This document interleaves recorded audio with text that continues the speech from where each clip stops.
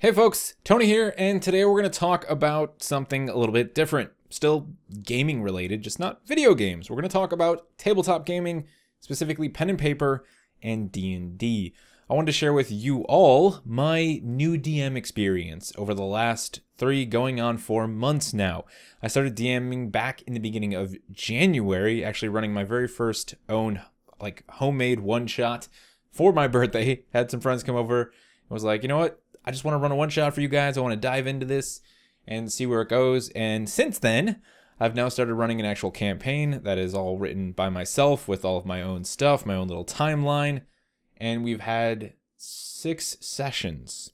And I run it for 4 players, one of which is my brother, one of which is my best friend, and one of which is my brother's best friend and lifelong family friend, and one of which is my mom. That's right, my mom plays a Dragonborn druid in the player character group, and I'm really glad that she got involved with it. She wasn't actually a part of the one shot, but after I ran that one shot, I said, hey, you should come play D&D with us. So every other Friday, that's our get together, and that's what I've been doing as a new DM. Now, I would honestly in the future like to do some diaries and talk a little bit more in depth about the actual campaign that I'm running and how those sessions go. Mostly for me, to be honest. More so for me than it is for anybody who might come to the channel and watch it, but hopefully you guys will find them entertaining or maybe even informative as new DMs yourself or want to be new DMs like I was. It's really for me to look back at it and have a point of reflection for, where I did something well or where I didn't do something well. And also to kind of say it out loud and then be able to listen back to it and see if certain situations were maybe as poorly handled as I thought they were, or maybe they weren't. I do have a table full of pretty much all new players. So I've got a pretty lax environment in terms of criticism and stuff like that. Plus, they're the sort of people who wouldn't be like, that was your garbage. They would tell me if they didn't enjoy it, which is important, and they've definitely told me when they haven't enjoyed things. One of them has been playing D&D for 10 years, so there's a good balancing point there. But again, that's something we're going to do in the future. Today, I really just wanted to focus a little bit more on how I got here, how I started DMing, and I guess some of the hurdles that I felt like I had to overcome that I maybe didn't even have to, and the ones I actually did to really get into DMing to the point where I'm at now, where I've learned a really nice chunk of stuff. Do I know everything? Do I have the answer to everything?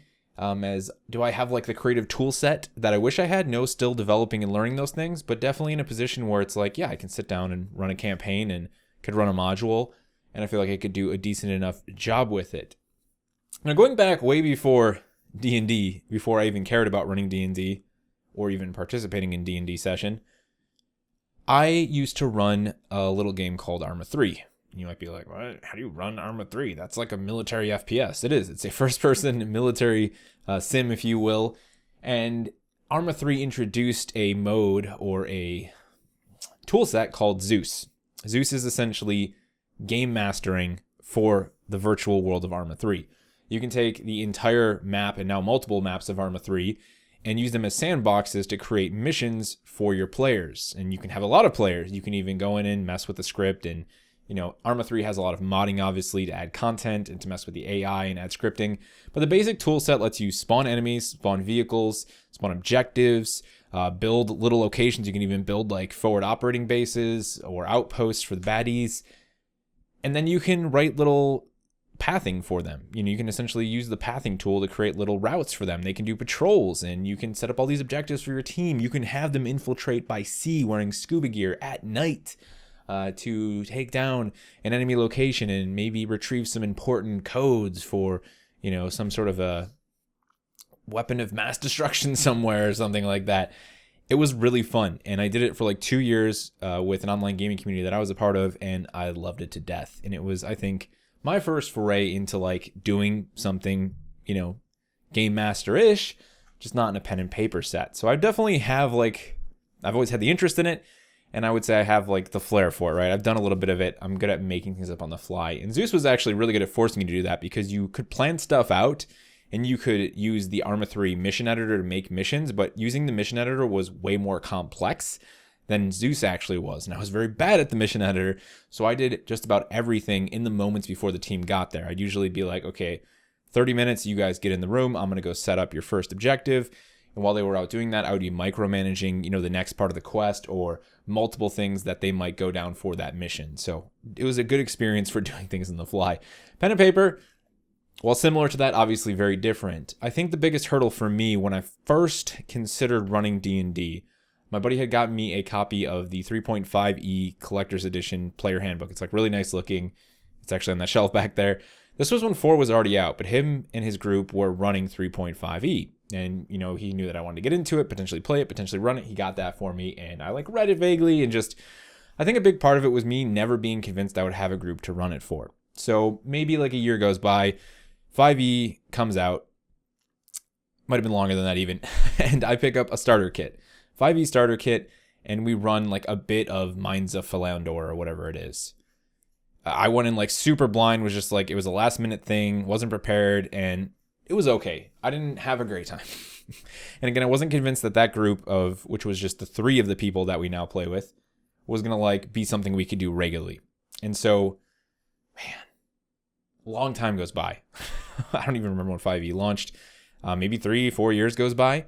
And my buddy in 2019, for my birthday in January of 2019, so a full year ago, gets me a player handbook for 5e. And I'm like, you know, awesome. Again, we'll see where this goes, was always the thing, right? The whole year goes by. Nothing happens with it. Christmas rolls around and he gets me the Monster Manual. I'm like, at this point, there's a little bit of a fire lit under my ass. And I'm like, okay, well, let's do this. Let's make something happen here, right? I go buy the Dungeon Master Manual and I just throw together a little one shot. And I say for my birthday, let's do this, right? And we do that. And that was kind of it. I was just like hooked after that. I ran that one shot. I obviously did a lot of learning and putting some stuff together, but it was still pretty basic. But I enjoyed it enough where it felt like I had broken that initial barrier for entry for like learning the information that I needed to learn to run 5e. I also, in the meantime, stumbled across Matt Colville's videos, which were like extraordinarily helpful in helping me get past some of those initial barriers for entry, helping me realize like I didn't need to learn every single bit of the player handbook in order to run D&D. And it was just suddenly like way easier to be like committed to it. And at that point, it was like, okay, let's get this group committed to it. So, you know, the 3 of them for the one shot, invite my mom. Next thing you know, we had a group of 4. Now we've been running it for over 3 months. It really was that fast. It just kind of snowballed. And along the way, I, of course, got introduced to DMing, to game mastering through 5e, which was this really beautiful experience for me. And it still is, because I'm still learning so much. But I think the overarching like loop of what you do as a DM, right? Whether you're running modules, you're still going to be preparing for modules, or writing your own stuff, is that you're getting to do some world building, or at least modifying the worlds that someone else has built. And I love that sort of thing. I love world building. I love like putting little bits of narrative beats behind the things I do. When a lot of my friends and I played Minecraft like religiously on a server, you know, we had little world beats that we did. It wasn't like we were going to sit down and write all this lore that you didn't need to know. But if something existed in the world, we might have a little bit of a phrase, or, you know, apply some sort of a narrative beat to it to say like, hey, that's the thing where you do the thing, you know. And role playing was obviously a big part of our server for Minecraft as well. So like there's just a lot of things I've done in games in the past, including like level editing and doing level editing in Unreal Engine, and even like back in the days of Far Cry's multiplayer, and going back to like Unreal Tournament 3, like all of this kind of just coming full circle, and it's being like, dude, you can just build something from scratch. And so I started doing that, and I just found it to be the most intoxicating and most stress relieving thing I'd done in a long time. It was this brand new creative outlet that I had now tapped into, that I had basically no knowledge of previously. And it was like the most serene 2 weeks ever. Writing the start of that campaign after the one shot was like, again, it was intoxicating. That's the word. It literally was intoxicating. I came home from work and I just sat down, you know, in front of the TV, threw up a Matt Colville video, listened to one of his like, you know, running the games, and half the time like lost track of it, but I just did my thing. Started writing out a little thing. Okay, here's how the team is going to be, like, here's what they're going to do. Here's how I'm going to introduce them. Here's how we're going to basically explain away the last however many years of their lives. I actually had them roll for age after we started the campaign. Lots of things you end up learning about after things are going. And I think that was one of the things that used to concern me. I was really obsessed with being over prepared. And I actually see this with a lot of the writers I follow now, and a lot of the discussion that goes around video games, and their narrative is like, people just obsess way too much over lore. You don't need a piece of lore for every single thing. You don't need to explain away the entire world. Mystery is very important in some of my favorite games. Some of my favorite gaming experiences, they're not there to tell you about every nook and cranny. They kind of just leave it up to you to maybe imagine what lies beyond. And so that was really important in me as a brand new DM, being able to put together the start of we didn't know how long it was going to be. I still don't even know how long it's going to be. I don't know where it's going to go. Right now, I know it's going to be longer than 6 sessions because the team, the players, their group has finally pushed out of the introduction portion of the game or of their story, right? And they're now about to go out into the wider world. They've been trapped in this location for one reason or another. Maybe we'll talk about that in the future. I'm not going to explain it right now. And they're now out and they're about to go out on their own. They've made a decision to decide where to go. Probably one of the biggest decisions they've made. I've definitely given them choice. I definitely run a sandboxy campaign with very little railroading unless I'm trying to really force in a narrative thing. But even then, I've done my best to make sure that I can introduce narrative points, important narrative points, wherever. If they decide to go somewhere else, I can maybe make it work there. Trying to be as flexible as possible, even if that sometimes results in a lot of the things that I might have prepared, like on a storytelling point, ending up weaker in terms of delivery from me, which was very much something that I had happen the other night in our last session. Is just nothing went as planned.